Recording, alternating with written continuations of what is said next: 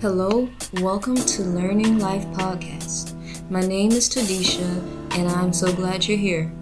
This is a safe place where we can both learn and unlearn a lot of things about life.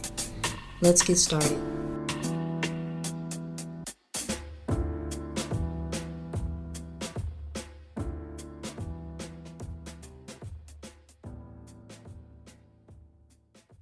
Hello, welcome back to Learning Life Podcast.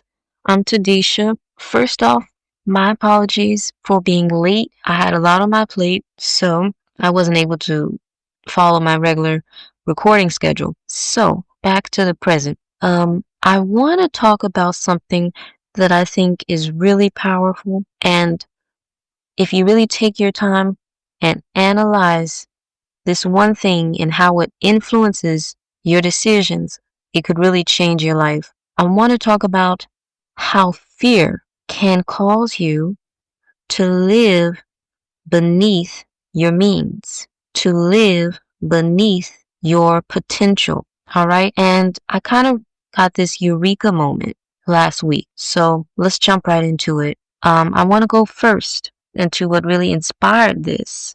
And it is the verse 2 Timothy verse 17. And it goes, God has not given me the spirit of fear, but power, love, and a sound mind. God has not given me the spirit of fear, but power, love, and a sound mind. I was reading this verse a couple days ago, and it really all of a sudden just clicked with me. It's like I got a different understanding or revelation of this verse. If you have ever found yourself being fearful of something, understand God has not given you the spirit of fear. If you fear something beyond what is a normal fear, like for example, a normal fear could be a fear of spiders, the fear of natural things, animals, bad weather, lightning.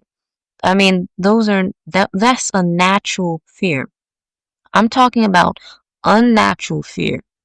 And I think if you look at modern society nowadays, there's a lot of programming to cause people to just fear all the time. If you look at TV, you'll see commercials about diseases, and it's like planting a seed of fear. You'll fear you'll get diabetes. You'll fear you get cancer. You'll fear that this will happen. You fear that a scammer is going to scam you, steal your money. So God has not given us the spirit of fear, but power, love, and a sound mind. God has given us power, love, and a sound mind. But when we allow fear to control us, it takes away all your power. It causes you to act out of hate rather than love, or act in ways. Also, fear will cause you to do insane things. It will cause you to make bad decisions. For example, if you think of the pandemic, people ran to the stores to buy toilet tissue out of all things. Why? Because they were in a state of panic, of fear. I mean, we know we need toilet tissue, but why were people in a panic to buy toilet tissue? Fear.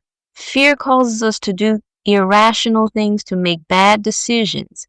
If you ever found yourself in a state of fear, or if someone made you fearful, planted a seed of fear in your mind to persuade you to do something, I suggest you take a step back and evaluate what it is that they're trying to get you to do. Because people manipulate with fear. And people who manipulate with fear, I'm just going to say point blank, fear comes from the enemy. God has not given a spirit of fear, but power, love, and a sound mind. If you allow the enemy to put fear in your mind and heart, then that's when he has taken your power. Because God gives every believer authority. But if you eat of the fruit of fear, you have surrendered your authority to the enemy rather than being under obedience to God. Fear can cause a lot of people to do things and wrong people because they fear certain unseen things. They fear what they believe. For example, let's talk with a relationship. Sometimes people, when they are in romantic relationship, they fear that their partner is going to cheat. And all of a sudden they start acting strange. They start acting sneaky, trying to get a hold of their partner's phone. And then all of a sudden the behavior, it changes from love to now their actions are based on fear. And now more and more of the relationship is evolving into one of bondage rather than love. Okay? That's, again, the fruit of fear. Fear will rob you of your power.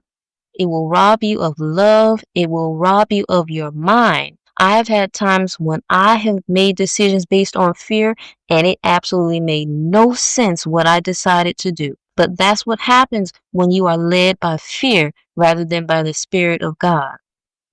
Okay?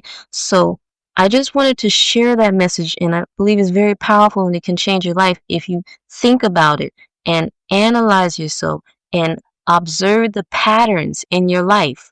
What have you feared?